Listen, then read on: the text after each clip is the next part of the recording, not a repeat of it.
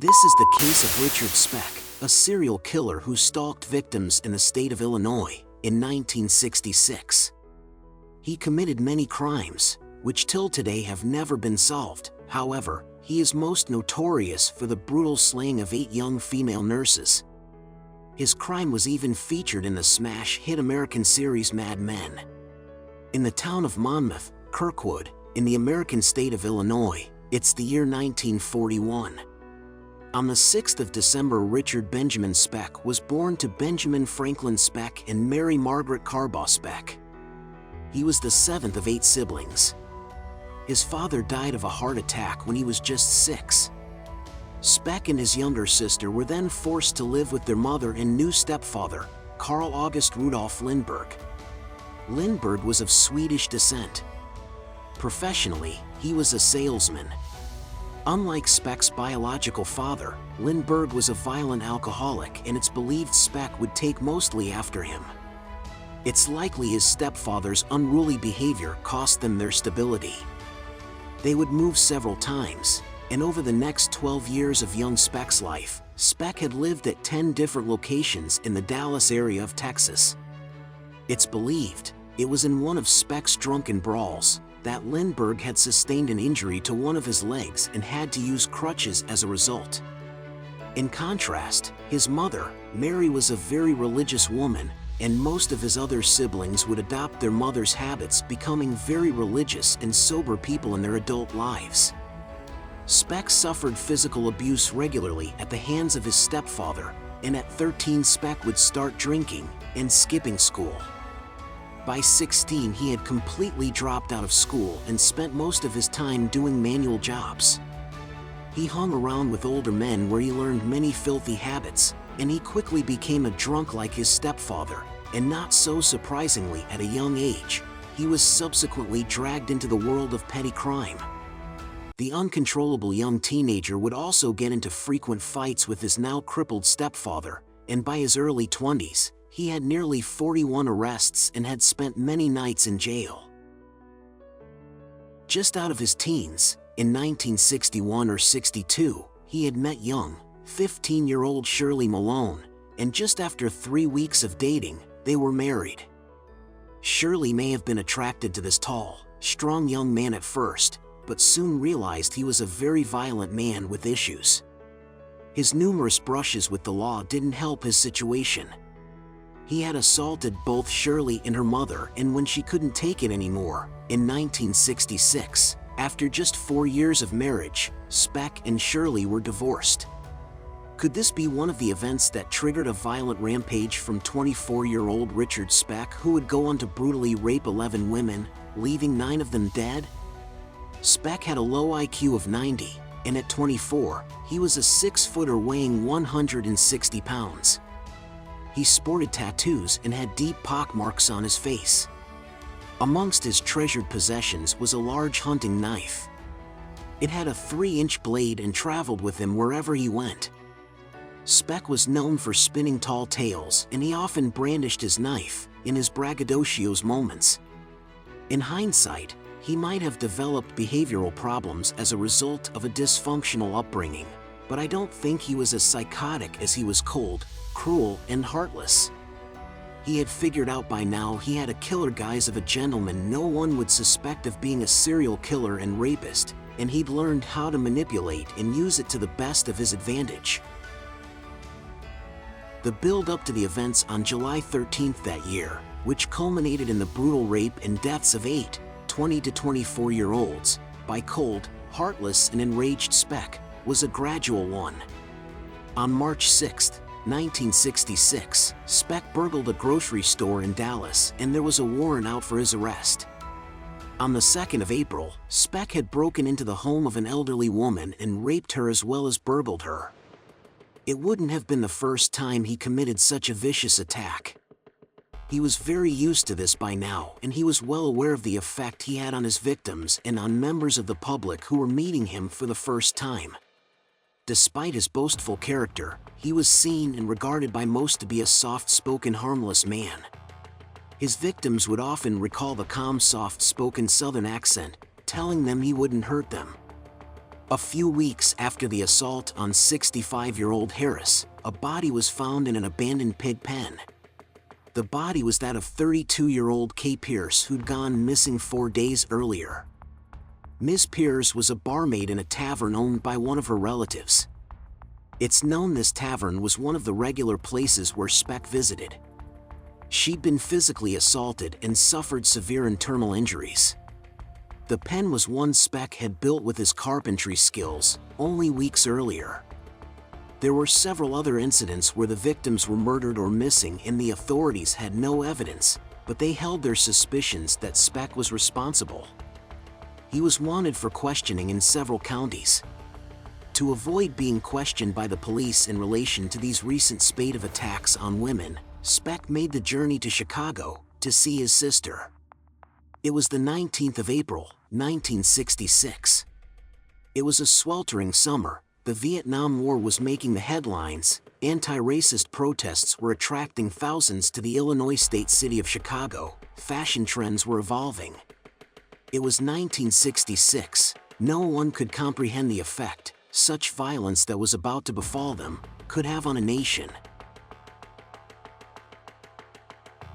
Martha, one of Speck's older sisters, was a registered pediatrics nurse, and her concerned family were trying to assist Speck with getting onto his own feet, as any normal sibling would do. They wanted him to enlist as a seaman via the National Maritime Union, to work on any of the ships setting sail. The NMU is a workers' union that was established in May of 1937, and is now known as the Seafarers International Union of North America. Like most economies in the 1900s, shipping was a major source of business to America, and sailors were common professions in this time. Steel manufacturing companies concentrated around the Calumet River and Great Lakes, and Chicago was known for its presence in the steel manufacturing industry. The industry gave rise to several job opportunities, including mariners, steel mill workers, etc., and after the Second World War, merchant ships flooded the seas. For decades, the Workers' Union Hall would be the spot where ship or deckhands would gather daily in search of gainful employment. Speck would become one of such people. Speck's in-law would make the 2-hour-long road trip a few times to bring Speck to the NMU hiring hall in the South Deering side of South Chicago to register for a vacancy on board any of the ships. Speck had registered on one of these trips, providing his documentation as requested.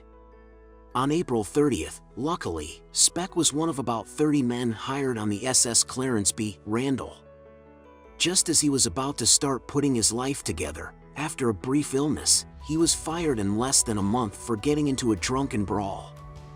Homeless, and with nowhere else to go, Speck returns to his sister in Chicago. On a quiet side of town, in a working-class neighborhood, Speck lazied about with his close relatives. He'd been squatting with them on and off for the previous 4 months. Most of Speck's family were religious and abstained from alcohol, so Speck had no choice but to behave himself when he was with them. He was the complete gentleman. It was unbeknownst to his family what terrible crimes he had recently committed or what he was soon about to do. I can't say it came as a shock when they found out. Speck had sat at Sunday dinner with additional family members who were visiting Chicago to enroll his nephew into Bible college. During his free years, he'd held a variety of jobs, including carpentry and being an experienced deckhand. So, a day or two later, on July 11th, they made the long 1-hour road trip to the NMU once more, to see if Speck could get a job on one of the ships that regularly left the port. Once at the NMU, Speck, with feigned optimism, convinced his in-law he would get a job by that evening, and he took receipt of $25 from his in-law and was left on his own. Speck had himself to look after, but had his sister been able to accommodate him a little longer, chances are he would never have been privileged to the opportunity where he crossed paths with the unfortunate 8. Just next door to the NMU hiring hall were houses owned by the South Chicago Hospital, which served as dormitories for some of their student nurses working at the hospital. The hospital was less than 2 miles away, located in the Calumet Heights of South Side Chicago, and when their student housing was filled to capacity, the nurses would be housed here on 100th Street. Behind the row of houses was Luella Park, and for the next few days, Speck would hang around the area overflowing with other job seekers and jobless crowd, drinking in the popular shady places, taverns, and inns around the NMU. He would often migrate towards the houses around Luella Park that were providing shelter for the nurses. It was here Speck made a note of his future victims. It's believed Speck observed his intended targets around their premises and had thought of his evil plan to invade, violate, and subsequently murder them. Did Speck think he was going to get away with murder? Did he originally plan to attack only one of the young women? Was killing them an on-the-spot decision he made because he knew they would all be able to identify him and he didn't want to get caught? Or was he just too intoxicated and devoid of any moral conscience? I feel he always knew he was going to be caught. He probably just didn't care when. It would later be known, his victims were only an addition to his already growing body count. He was a mean, cold-blooded monster, only in his 20s though. If he hadn't been caught, without some divine intervention, he would certainly have continued in his trail of horror and devastation.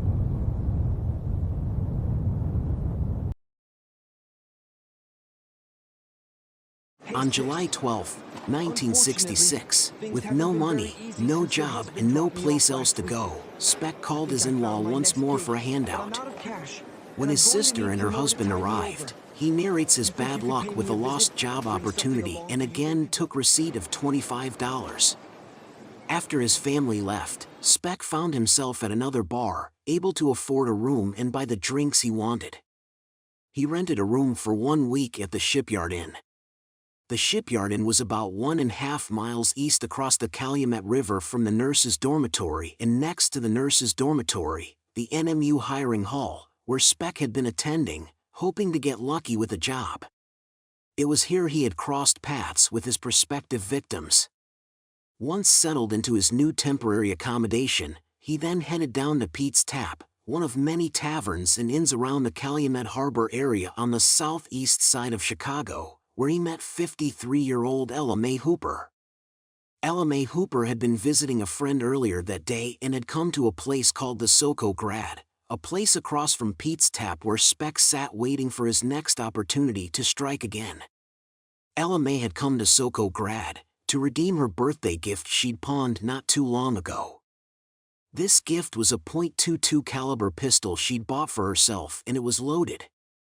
Ella was a regular at the taverns in the area, and after retrieving her gun, she resumed her night of drinking at Pete's Tap right across the street from the Soco Grad. Ella went on her usual bar crawl that night. Unbeknownst to her, she was being followed by no other than Richard Speck. Richard Speck soon caught up with her east of 100th Street. Speck forcefully led her into his room at the Shipyard Inn and raped her.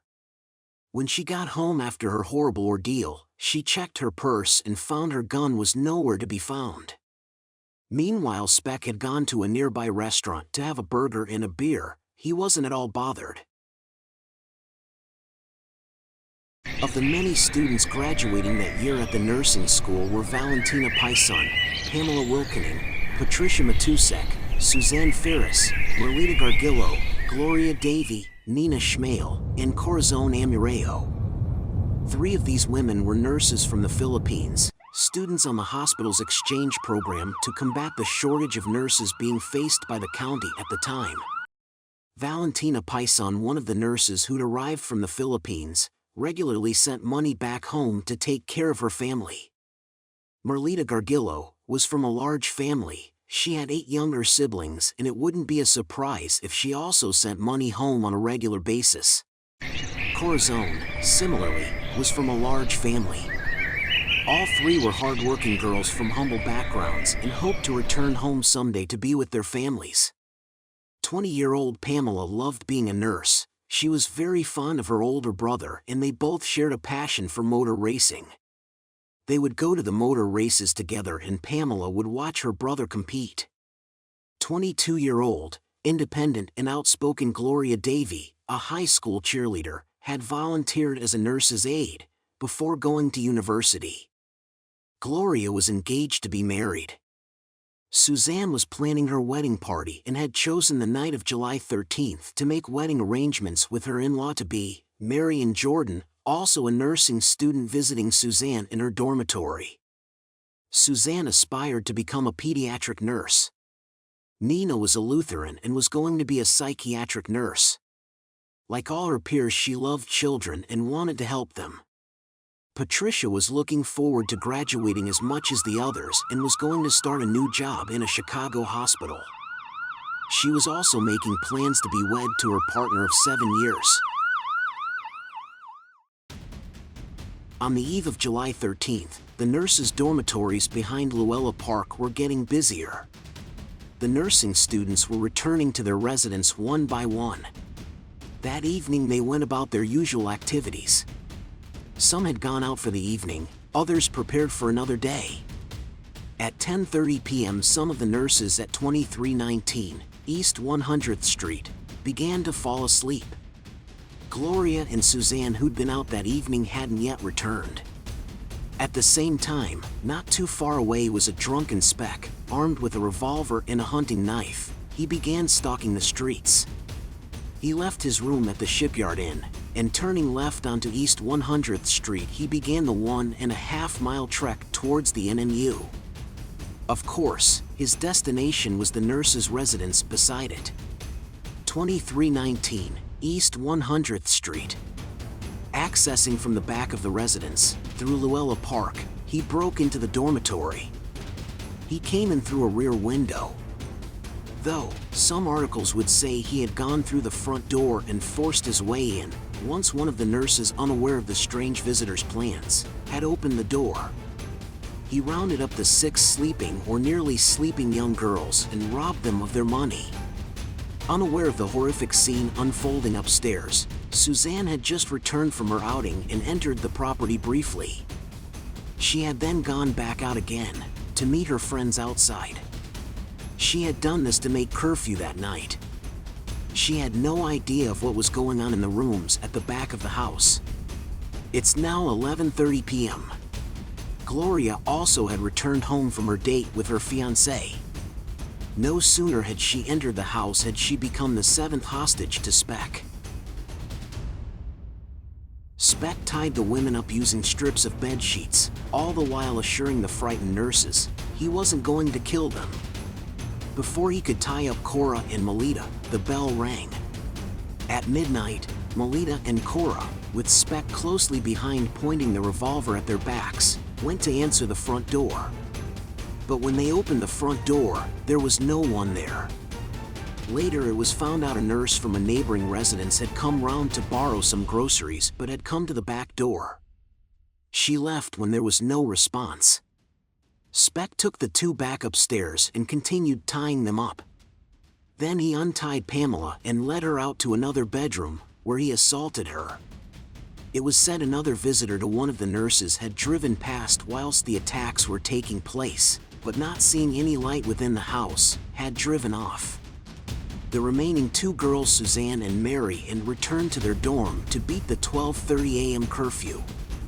On getting in, they immediately went up to their room. They were tired and just wanted to go to sleep. However, they stumbled upon Speck assaulting Pamela. They tried to flee, but Speck moved swiftly. They fought back, but they were no match for Speck. Speck used his knife and attacked the 2 girls. He stabbed them multiple times. Then he went back to Pamela and stabbed her 3 times. Suzanne, Marian, and Pamela were now dead. Suzanne and Marian were the first of the 8 to be killed, simply because they were the last to arrive and had stumbled upon Speck during his assault on Pamela. Pamela had died next from stab wounds, and then Nina was the next to go. One by one, Speck returned to the room where he held his hostages, led them out and killed them by strangulation and stabbing. It's not known if they were all raped, but at least one was. Corazon Amureo, aged 23, saved herself by hiding under a bed.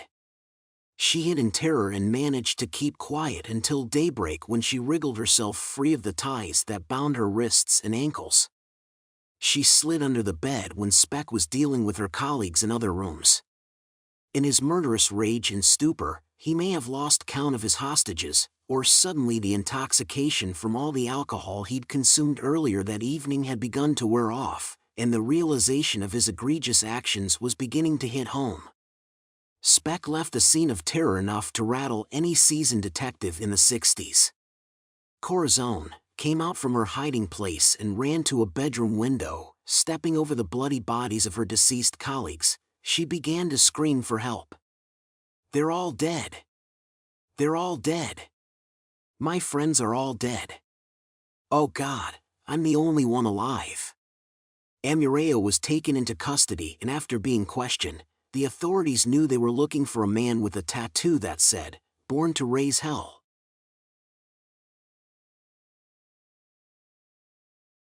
The scene was dusted for fingerprints, and a positive match made several days later. Speck's image was plastered all over the headlines. In the meantime, Speck may have initially gone back to his room at the Shipyard Inn and fled before or after his image was all over town. The aftermath of his deeds must have been quite intense, because nearly a week later, he tries to take his own life by slitting his own wrists, but for some reason, the mean monster isn't so brave after all because he calls for help. He is picked up at the Star Hotel at West Madison and is taken to a hospital where he's treated for his injuries. Some articles would say some of the men he was drinking with recognized him and reported him to the police. There, the authorities were summoned and were able to identify Speck by his tattoo. They stood guard whilst he underwent life-saving surgery. Speck was examined by a few psychiatrists, and it was found he loved his family. He was diagnosed with a few personality disorders, along with depression and other mental illnesses. It was also found he had obsessive-compulsive disorder and was incapable of an erection within a committed relationship. He had a mental disorder, as a result of injuries he sustained to his brain, at a younger age which were left untreated. One doctor said his hostility towards women was because, whilst he admired them for their purity, he felt they had betrayed him. In any case, despite the diagnosis, Speck was found to be competent at the moment of his trial. Speck's trial was set 9 months later in April of 1967. Corazon, the only survivor of the attack, testified at the trial. The trial lasted for 12 days. The jury deliberated for 49 minutes and convicted him of murder, and he was sentenced to death by electric chair. By a sheer stroke of luck, the death penalty was abolished in 1972 following a change in the law in which the death penalty had been declared unconstitutional. Speck's sentence was thus reviewed. He received a new sentence, some articles state, of between 50 to 100 years, 100 to 300 years, others say 400 to 1,200 years in jail. In any case, they all essentially mean life. In a twist, the death penalty was reinstated 5 years later. However, Speck's sentence wasn't reviewed, but he still spent the rest of his life in jail at the Statesville Correctional Center.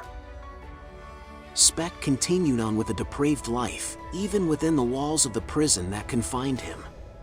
He was known to openly consume drugs and alcohol. He took hormones smuggled into the prison wards and grew female breasts. He would walk around in silk panties and performed oral sex on his fellow prisoners. Until his death, he never showed any remorse or true regret for any of his actions.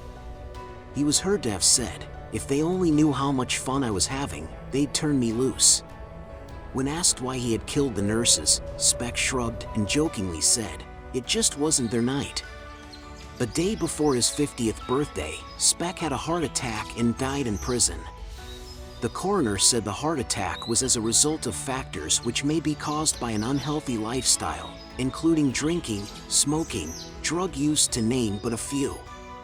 His remains were cremated, but none of his family came to claim his ashes. It's understandable, they were ashamed and didn't wish, and for the last time, to associate themselves with the bad egg of the family.